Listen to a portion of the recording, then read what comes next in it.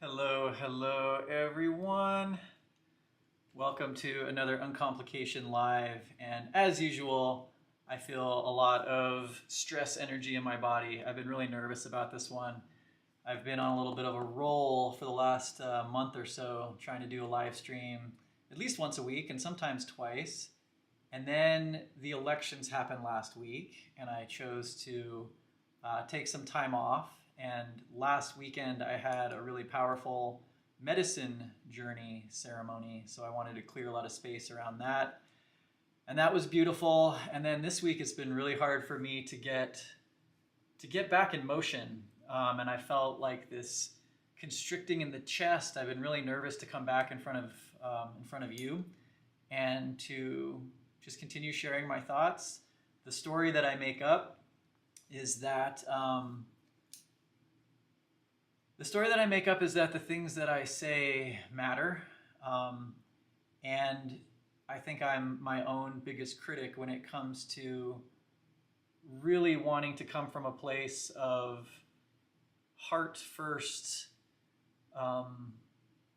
just understanding and compassion. And I think particularly with cryptocurrency and that community that I've been involved with now for a couple years, my interests coming on here and sharing have largely been this voice of caution and kind of a wet blanket. And I was thinking about this, that if and when I go to Vegas, I'm like the last person that you'd want to go to Vegas with if you're a gambler. If you're into seeing shows, you're into running around and being a fun, wild, crazy person, then sure. But I'm the kind of guy that goes to Vegas and looks around and just says to the friends that are with me, like, there's a reason why all of this is here, and it's all built, and it's not because casinos are paying everyone out who comes through the door. Yet, gambling is obviously very fun, and there's a lot of people who enjoy it. There's a lot of people for whom it gives a sense of energy and purpose and excitement. And I found myself in the crypto space feeling similarly, that it's not that I want to be permanently negative. It's just that I can't unlearn or unexperience what I've experienced. And so I titled this stream "Why I Was Wrong and What's Next." And I'm not sure what I'm going to say. I'm actually interested to see what words come out of my mouth. There's two topics that are top of mind right now. And one is crypto, because it is really exciting. And I have people around me who are heavily invested and very excited. And it's heady and it's euphoric. And the news that's coming out is super positive. And I feel like in a weird way, there was this huge buildup of energy around the elections. And then it is starting to work out and play out, and I feel like people around me and even myself are feeling just a little bit looser, a little bit more, just open. I think I was really scared after the election. Like, is my voice valid? Like, am I going to be a target? Am I going to be hated? And there was so much division. And actually, you know what? I'm going to start there first, because I think this is really important. It's been important to me. So I'm gonna ramble. This is what I do on this channel, and take from it what you will, and turn it off if you don't like it. But I had this really interesting experience heading into the elections, where I just happened to live in a very liberal community. I live in northern Colorado. It is predominantly white, upper middle class paradise. I think in Disneyland, the main street in Disneyland was modeled after Old Town Fort Collins, which also happens to be where I work and live and play. And so the people around me, the concerns seem to be a lot more about personal desires and expression and building businesses. And I don't know why there's this division between Republican and Democrat in cities versus in rural areas, or whatever we've been led to believe. But just my experience going into the elections was one that I had a lot of fear that if Trump were elected, that people I love would become targets. And I actually did this entire this whole video that I recorded on election day that I didn't end up posting. I ended up sharing it with a few people, but I still might post it. It was about how one of the great forms of manipulation is dividing up a population and getting neighbors to start pointing fingers and saying us against them. And I felt that energy so intensely going into the election. But then, this is the interesting part, but then the day before, I talked to my friend, and I'm glancing down at the comments. I'm trying to like stay in my flow because I recognize that coming on here and sharing political views, like people, you're entitled to your opinion, and you're entitled to your opinion about me and politics, etc. You can say any amount of whatever, just reflecting you and your nature. I'm really coming here with this story that is very optimistic and healing, regardless of what your politics are. So the day before the election, I was on the phone with my friend, and we were just talking about the energies that we were feeling, and a lot of people just kind of intense. And I found out that one of my very close friends was, or two of them, were Trump supporters. And in my world, this is what I'm trying to say. Like, you can have whatever view you want, but in this little fishbowl that I live in, it's like a fishbowl in a fishbowl. Like, Colorado is already a fishbowl, and then Fort Collins is like a bubble inside of a bubble, and it's a very interesting, very blissful, but probably distorted lens of reality. And so it was very surprising to find out that these two friends who were very near and dear were Trump supporters the day before the election.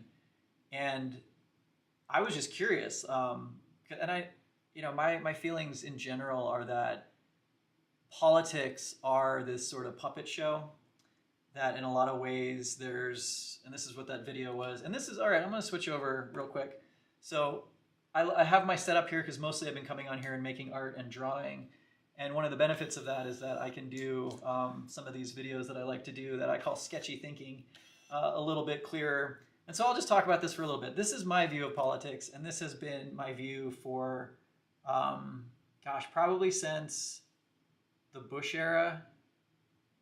And I think that from my own experiences living through 9/11 and just kind of having a fallout of trust with any kind of information that's given at face value, I came to understand this concept, and I'm just going to talk about it briefly. So let's say you are a true power. You have money and resources. This is like, insert whatever conspiratorial family name or shadow behind the scenes kind of. Oh wait, I don't know why I made it a warning symbol. I wanted to make this like an all-seeing eye, our little Illuminati here. Let's say that you are a real power, behind the scenes power, and you have an agenda, and it's in this direction. And I won't say too much about what I think that agenda is. I mean, I have some theories about that too, but the main thing is that if you are someone who is actually in control, and you kind of exist above this planet of people that are all more or less at the same level. Maybe there's some hierarchy built in. Maybe there's, the 10 percenters, the 1 percenters, but you've got this sort of pyramid of people, and you've got an agenda that's down here.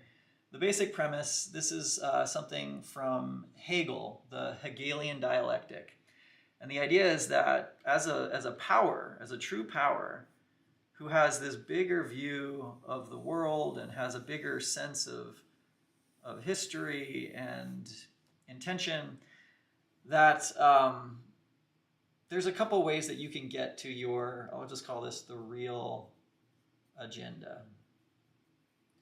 And in the old days, in the days of kings and monarchs and serfs and peasants, etc., Egyptians, and on, one of the ways to get to your real agenda was just owing to the power that you had. You could subjugate and rule this entire strata of people, and through different religious proclamations say, you know what, we are God, we are next to God, we are speaking on behalf of God, and everyone march in this direction. And the entire community can be put in the service of whatever will or intention is at the top. And this is sort of that king, and there's a lot of politics in even our current day religions, but the king of kings, the motivator behind the scenes. This was one way to move a population. And then in history and with revolutions and things that happened in Europe towards the end of the 17th and 1800s, we started to get, or 16 and 1700s, we started to get this toppling of the regime, and instead a kind of almost democratic distribution of power to the people. And so if you look at the American Revolution and setting up the Constitution and that initial government that was this great democratic, or just democracy, I'm not saying Democrat like Republican, just the idea of giving the power to the people, so that in the old days, if this person wanted to go over here and it wasn't in line with the king could just kill him, have him tortured in the public square or thrown into exile or whatever. But there came to be this overthrowing, and now there was almost like a factioning of people.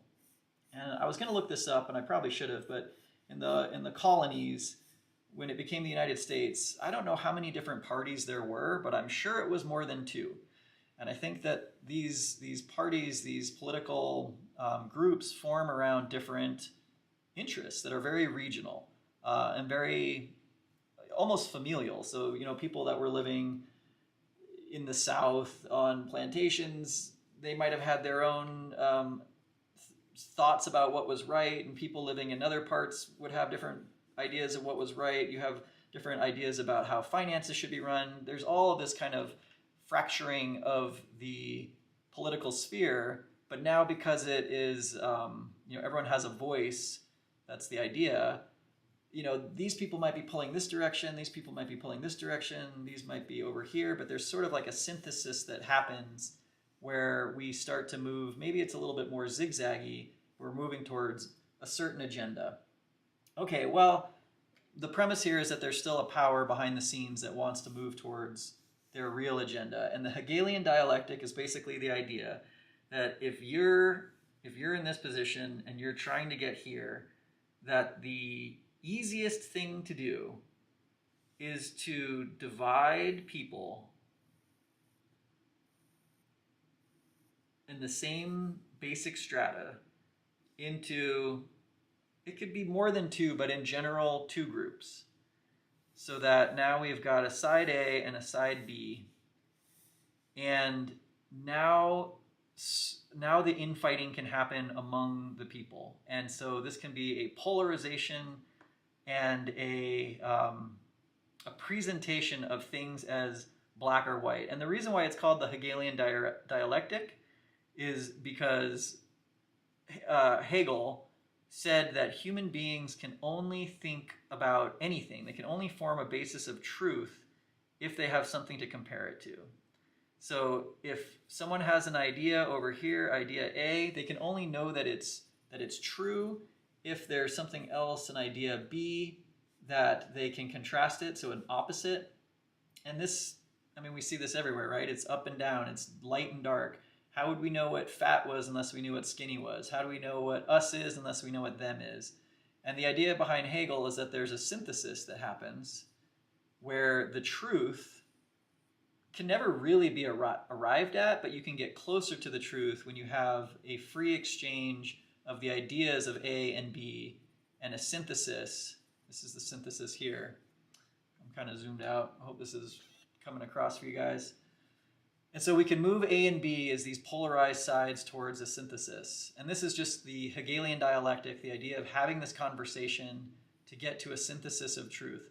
But this can also work in sort of a sinister way when you have a population and it is divided, because what this allows a power to do is that they can then create a problem, and they create the problems oppose each other. So I think heading into the election and just in general, I feel like there was a feeling on, I'll label these the right and the left,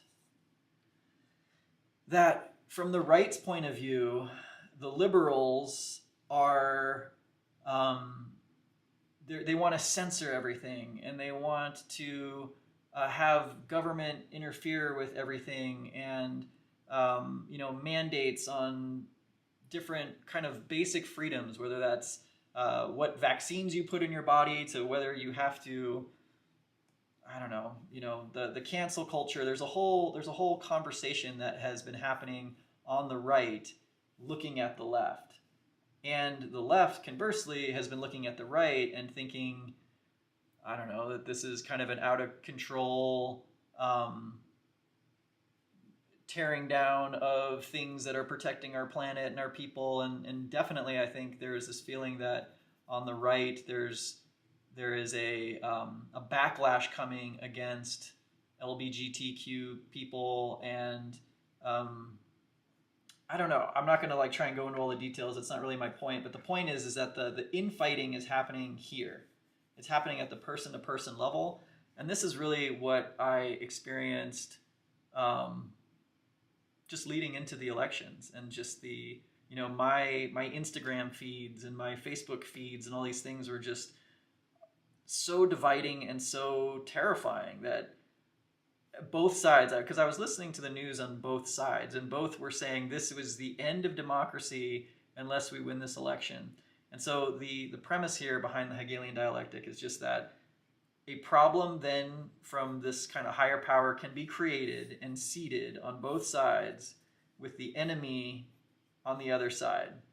And then solutions can be manufactured that address these problems. But guess where these solutions, what they're in line with? They're in line with a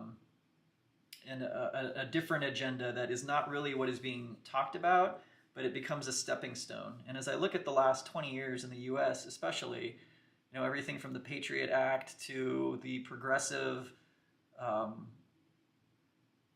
mediaization, there's this feeling that we're moving towards kind of a monolithic corporate ownership structure where, as individuals, we're giving up more and more of our power as we're putting our trust in these solutions that are presented.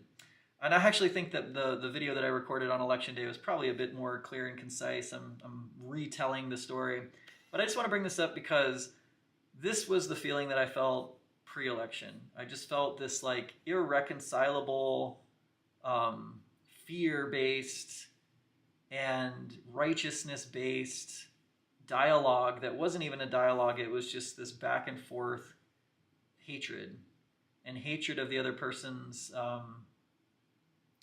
political candidate, et cetera, et cetera, et cetera. So it was crazy to then have that conversation with my friend right before the election, and to have him say, you know what, I really think that Trump is misunderstood. I think that the things that he actually says are distorted. I think this, I think that, I think this, I think that. And I just listened, and I started listening to the content that he was sharing. I listened to the Joe Rogan interview, and I listened to the Joe Rogan interview with Elon Musk, and I've been listening to just kind of the stream of stuff he's been sending. And so what has happened in me is someone said, and yet even realizing this, you got scared.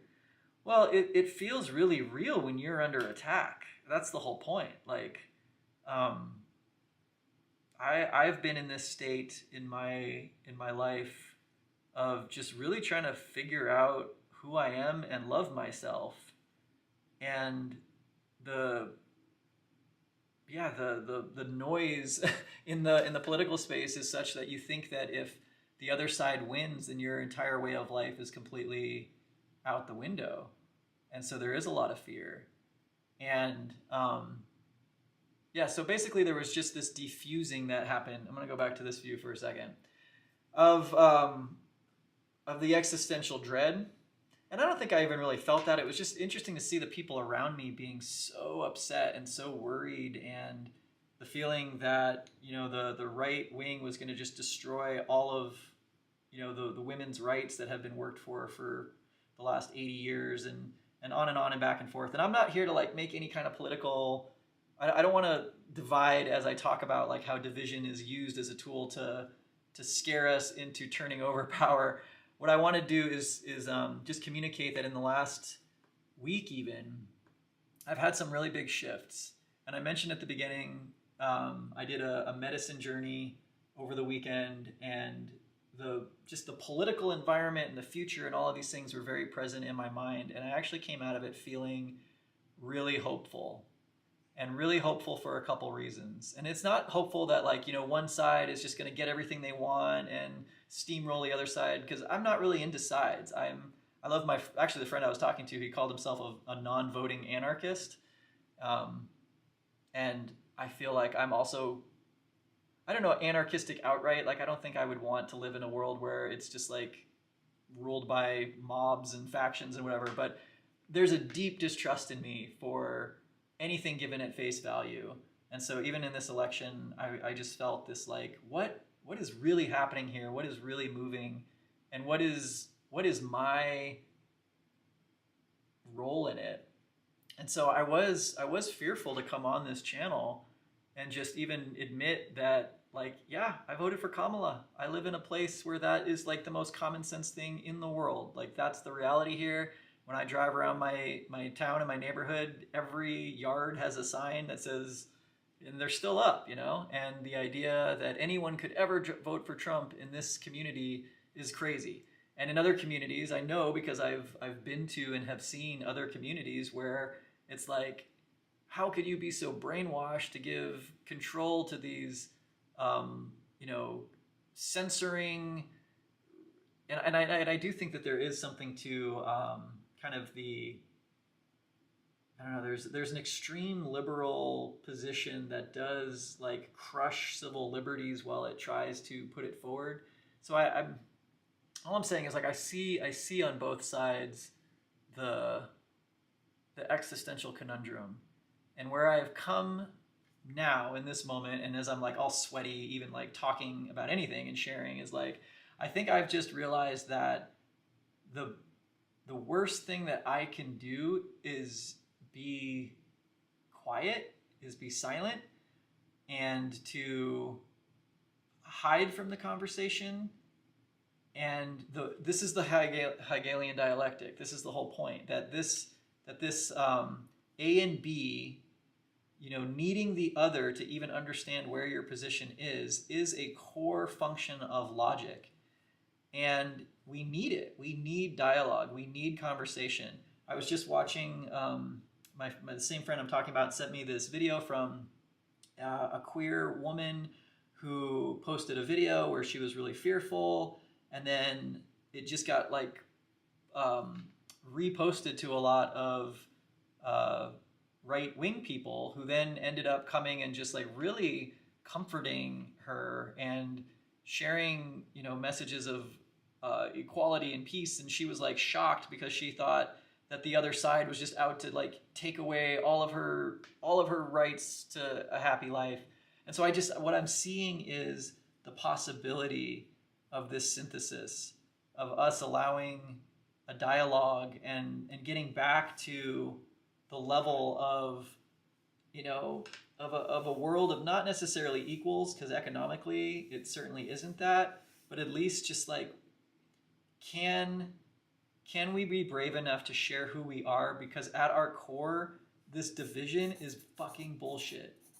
It really is bullshit. And that's not to say that there aren't issues on both sides. That's the whole point. There's things that very, very, very real life have to be addressed for us to maintain the freedom and the hope for the future. But the conversation, if it can happen in a synthesis, then we're getting somewhere. And so for me to like hide my true colors, and I have many colors, I'm the whole color of the rainbow, but for me to hide that is to negate the power of moving towards each other. And that's what I felt this weekend when I was in my ceremony. That's what I felt, just kind of getting the nerve back up to come in front of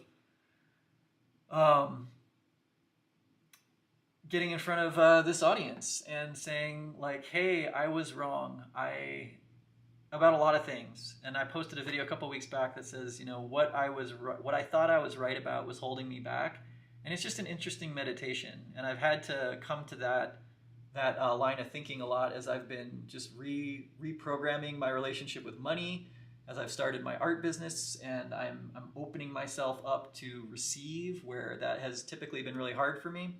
And all of these kind of self-limiting beliefs are tricky and they're dangerous. Okay, so the next thing that I want to talk about is, and I'm not sure that I fully addressed this. Let's just see if I can put a bow on it. Essentially, I'm just at a place where I feel radically expansive because my voice is going to be heard either way. Because I'm excited to be a part of the conversation. I'm excited to make my art and to share that and to come on here and just share my thoughts, even if they're half-baked, even if they run aground, even if people hate it, leave the channel, call me names, any of that. I think I used to be really fearful. And now it's just like, you know what? This is the time. This is the time to be ourselves. This is the time to focus on what we really want. And it's always a time for hope. And this might really be an era of hope. I hope so. Okay, so with that said, there's all kinds of other things I could get into, but I'm just gonna stay the course of what I wanted to talk about. The second half of this album I want to talk about is crypto. And as I even hear my little voice crack as I say that, the other thing that I've been carrying around with me this last week that has just had this physical component is watching Bitcoin just crush it. And it was fun as a bystander. And this is my whole kind of, if you've really been following what I've been saying, maybe this is me as an appeal for acceptance, but the message behind what I've been saying for the last 2 years is how important it has been for me to get out of the casino, for me to not be carrying around crypto as an imagined savior of my situation, and to really focus on myself and my health, my family, my community, and then my goals, my dreams, my aspirations, which have been around art. And so I made a decision. I don't know why I need this preamble. This is I just want you to accept me, accept me, accept me. But this is what it is. I made the decision in April, I think it was April of 2023, just looking at my various wallets and the crypto that I was buying. I had a long-running DCA into Bitcoin and all of these other places. Yet, personally, I had a bunch of debt that I had just used in the period between when I left the company that I started, and I was a C-level employee making 6 figures and just kicking ass, to then got fired from my own company and was in this despair mode and decided to start trading crypto as a job. And that's when I learned all the things that I did. That's when I got really into it and started making videos, etc. And kind of living outside of my means because I wasn't focused on my next endeavor. I was just doing what I needed to get by, and then focused on, at the time, I was focused on crypto as this is going to save me. This is how I'm going to be smarter than the average bear. I'm going to buy the right things at the right time. I'm going to sell them at the right time. And I just realized I didn't enjoy the way I felt. And I didn't enjoy the way I felt buying crypto while I still had debt. And so I rearranged a bunch of things in my life, and I got out of, I didn't get out of all my crypto, but I got out of enough of it for me to make the moves that I wanted to do from a stable surface. and me being in this studio with the art business that I now have, and it's all part of that story. Yet the reason why I'm saying all this is because my voice in the crypto space or on this channel has been, again, that friend that you don't want to go to the casino with because they're not very much fun and they can't help but point out, all the cracks in the veneer that make something that is all glitzy and glamorous and fun, maybe just feel like not. And so I've just carried with me, like, I don't know how many people are upset at me because I've been sharing my own crypto story, and had a conscious choice to sort of sit this out. Because as I've said, what I've come to understand, what I think I know, and I could be wrong, could be completely wrong, and that's okay because I'm in a position to be wrong. If I'm wrong, it's not going to hurt. But what I think I know is that the people that I have met that have done really well with crypto and just investing in general, or not even investing, just let's just call it investing and trading. The people that have done really well, there's two types. One are the people that just believe in it and they buy it and they never look at it, they never think about it, they just know they believe in it and they keep buying it and they just keep going, and you ask them what the price is, they have no idea. They're not listening to crypto YouTube, they're not listening to the latest news, the hype, the doom and gloom.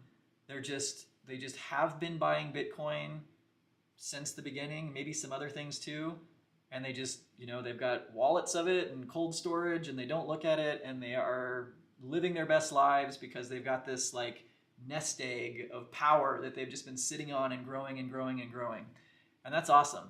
And I think it just, what I've seen from them is it just takes the mentality of, well, first of all, having the rest of their lives situated so that they are able to make those purchases, that's not their end game or even their real primary game. It's just something that they can do because they've set themselves up to be able to run their business or go to work. And then this is just, it's like a Roth IRA. It's just something that is happening in the background, and or whatever kind of IRA. So that's one kind, and that's what I aspire to be. That's what I'm becoming. That's what my overall game plan is with crypto and other things. And then the second type of person that I've seen is a trader. And real traders, the real traders that I respect, it would say, hey, like if I wanted to get into trading, these are the people that I would want to teach me. It's not glitz and glamour. It's not Lamborghinis. And I mean, maybe you can get to that point, but the people that I know that trade effectively are very disciplined, and they work at it, and they're always trading, and they're always trading based on confirmation, and sometimes it takes a long time. Sometimes they sit out for months. Sometimes it's, I don't know, it depends on the time scale that they're trading. But my point is, they're not the ones on YouTube either. They're not the ones like following the Moon Carls and whoever else in the Twitter sphere. They might be checking into that to just kind of see like, what is the herd thinking? What is the herd doing? What are they buying? What's the story that's coming out on CNN? And there can be some information there. But this is my point, is that I feel like this opens me up to scrutiny and makes me unpopular as a voice in the space, because I'm just not interested in the mainstream narrative. And when the fear and greed index, are just so predictably going through these cycles, I believe, here, let me see if I can actually say what I believe. I believe that Bitcoin is something very new on planet Earth, yet it maintains fundamental human behaviors just at a faster pace. And so as much as I wanted to believe in the beginning that, oh my gosh, if I just own, 0.2 Bitcoin, I'll be a millionaire by the time I'm 50 or 60 or whatever. That still might be the case. I honestly don't know.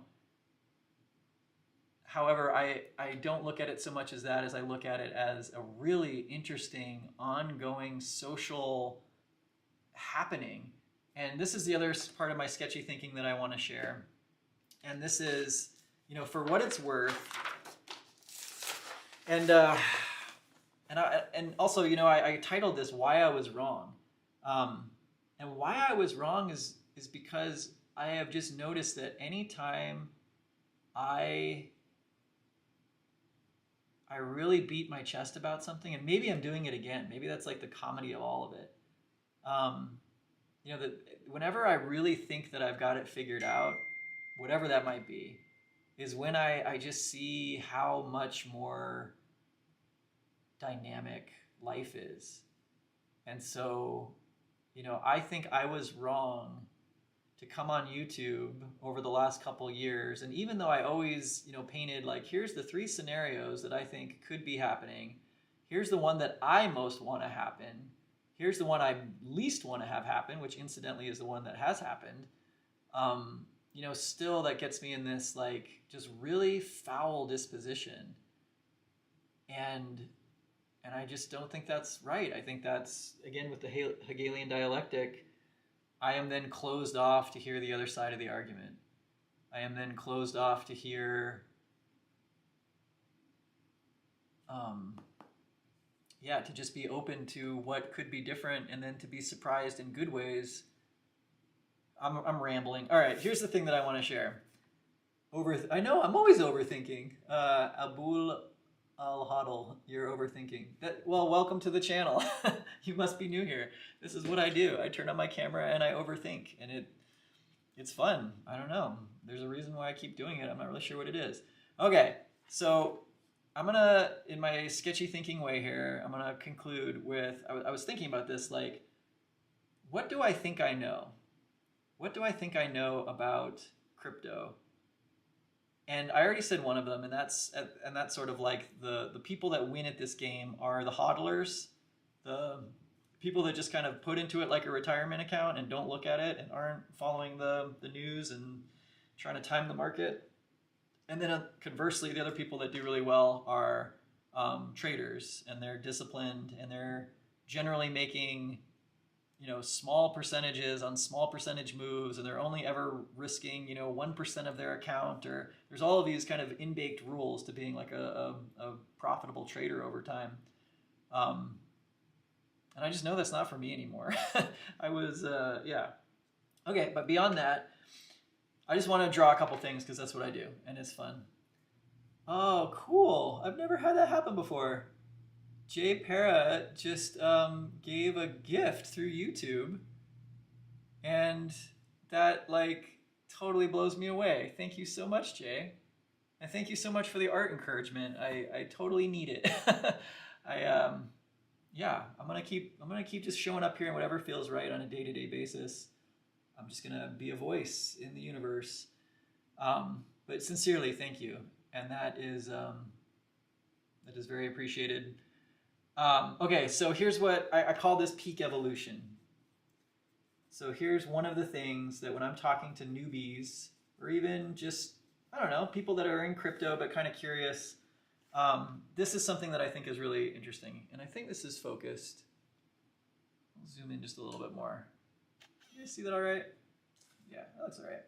Okay, so peak evolution. This is something that I have just observed, and I think I know it because I can go back and look at the charts. And it is this. What I have observed is that in crypto, there is at the background the same Wyckoffean principle at play, where there's an accumulation and then there's a distribution. And I've been accused a lot of like when you only have a hammer, everything looks like a nail. And I think that's a fair enough comment, but it's the principle behind Wyckoff's teaching that is so powerful to me, because all it is saying is that these are cycles, and that to make money at the cycle, well, first of all, you need the cycle. So there's really no sense in a market that just goes up. Like no actual moneymaker wants a market that just goes up, because there's so many more opportunities to make money minute to minute, hour to hour, week to week, year to year. And so there's just these inbuilt opportunities to buy and to sell. And the narrative is always opposite. It's always contrary. So the best times to buy are when it feels like it's going to the bottom and it's doom and gloom and hell. Those are the best times to buy, but it sure doesn't feel like it. And the best times to sell your crypto, sell your assets, is when the outlook is just so positive. We're going so much higher. We're on our way to heaven and that life we want to live. And it sure doesn't feel like the right time to sell when it's the time to sell. Okay, so this is kind of the background. So peak evolution. If you have a small cap coin, small cap, that's a small market capitalization. That means that there is relatively few dollars in it. And so small influxes or outflows have a bigger effect on the percentage gains. And so if you look at altcoins, if you look at Dogecoin, if you look at the micro capped coins, their peak looks like this. The accumulation phase happens super, super silently because no one's talking about XYZ coin. No one knows what it is. It has no utility. There's a cute puppy on it, but it's just, being cooked up in someone's basement. And so then the whole goal is to get this. This is the buy. This is the kind. It looks flat, but this is the buy cycle. This is the accumulation. And then the sell cycle looks like this. Influencers start talking about it. If it's Bitcoin in 2012 or kind of that first big run up, because even then Bitcoin was a small capper. You get this just kind of growing interest, and then bam, it jumps like it found a spider under its toilet seat and just goes straight up. And the conversation, the narrative is that this is the next greatest thing. This is gonna flip all the other whatevers. And then there's a moment of pullback, and then maybe another little run, and then we've got this sort of downward just motion, downtrend, and then it flattens out.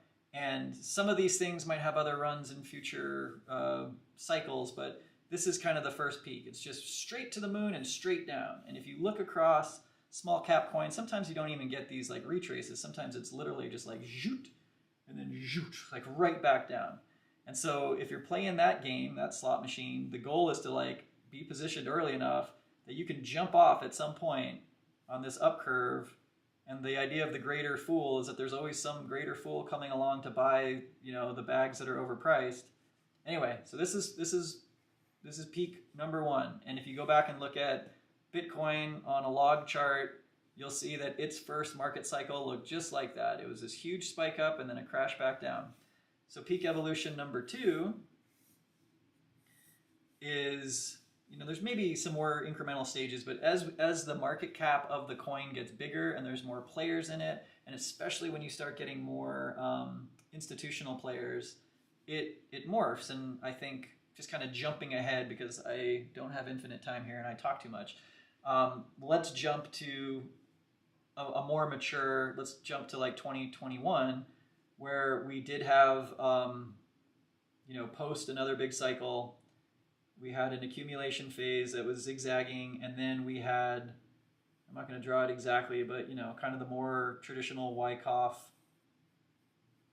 distribution kind of thing.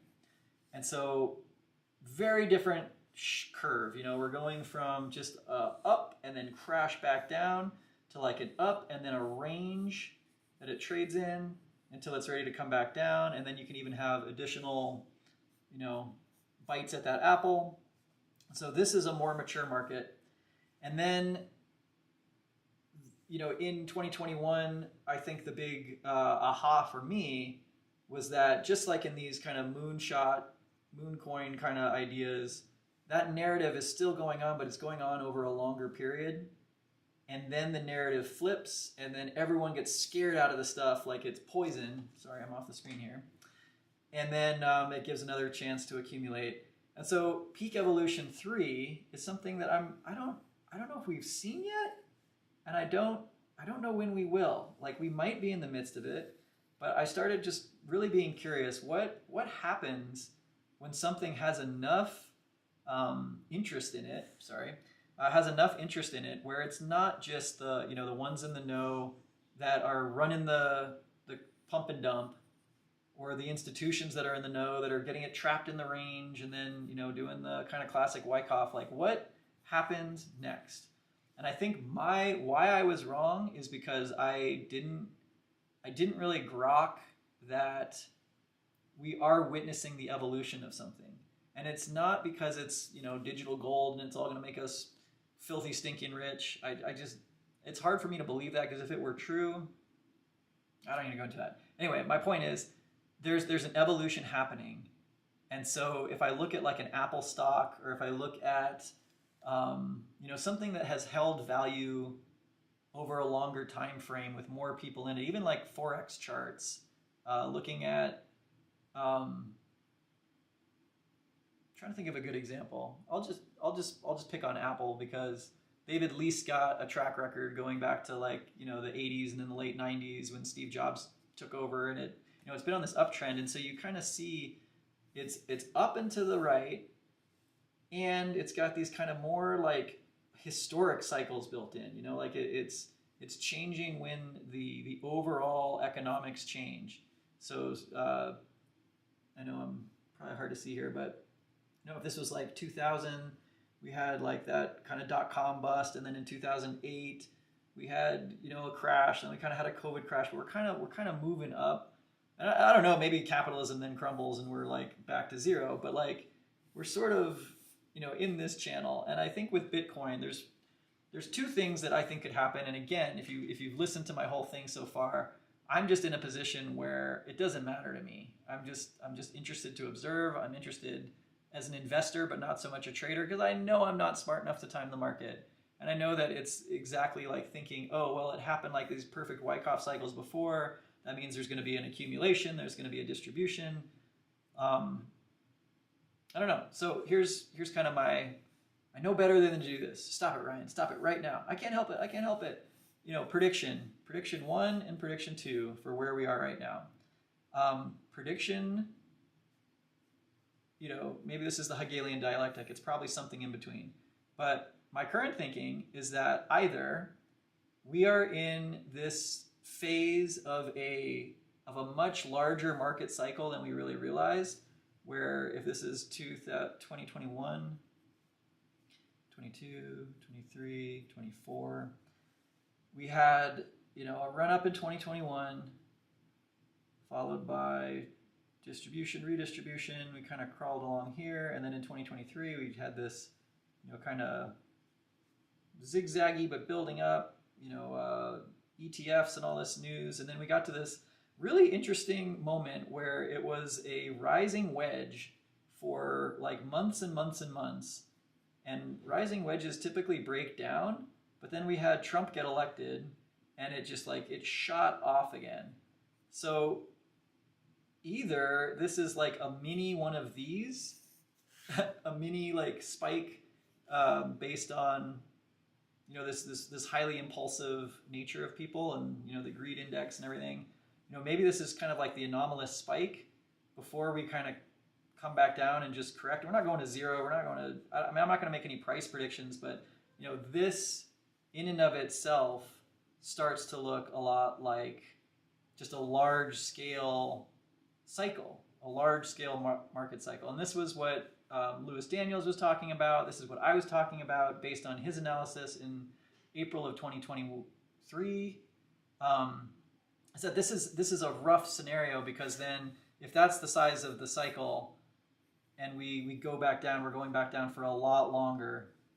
That's the theory anyway. And so that's possibility 1. Possibility 2 is that we really are seeing kind of a maturing of an asset that people really are interested in. It's hard for me to buy the news at face value ever. And so the fact that we're hearing all of the news of, I think it was Pennsylvania wanting to make Bitcoin a state treasury holding, and all of this news, to me that's really coincident with the type of news that we get in a UTAD, in a a big spike like that, or even at the top of a moon shot. anyway. So number two is like, are we transitioning into something that does kind of follow the historical? When I say historical, it's just global. Like wars and economic shifts and stock market tie-ins, but it's kind of broken free from just being a pure peak evolution, up and down, and then like up into a range, and then down into a range, and then up into a range, and down into a range. I mean, that is basically the fundamentals of a market, period. But yeah, I'm just waiting to see, like, does this, it eventually everything corrects, but when it corrects, is it going to kind of stay on this Apple-ish uptrend, or are we really going to break the frickin' just break the bottom of the larger distribution possibility? Anyway, I don't know. This is where I get myself into trouble, and this is why. Oh yeah, and then the mass adoption tech S-curve. Yeah, I'll say number 3 is what I'm sure a lot of people really want, especially people that are buying now. Is like, okay, we've just been kind of like learning about this Bitcoin thing, and we've had these couple cycles, and now this is just the time. And Trump is president. There's going to be, all these countries are going to be, wanting it to make their Federal Reserve currency, and we're just blasting out of the paradigm of what we ever thought was possible. And people like Michael Saylor and Plan B and all those homies were just right all along. And people like me just get to feel stupid. I don't know. I mean, that's the nice thing, is that my life is set up so that it doesn't matter, and everything is just gravy if I get something right, and it's not painful if I get something wrong. And I can't make that for anyone else, but that's what I desire. Yeah, but I just wanted to take this opportunity to come back on YouTube. I wanted to kind of share some thoughts around the election, and I wanted to share some thoughts around crypto in general. Not as anyone who is taking any kind of hard line, finger pointing this side, that side, but really as a human being that is wildly interested in living my best life and encouraging others to do the same. And sometimes that motivates me to talk and to share things like this. And yeah, I'll leave it at that. I know this is kind of a longer recording than I maybe intended, but it feels good just to be here. And yeah, all right, guys, I'm going to leave it at that. Even Luna's ready to go. Until next time, cheers.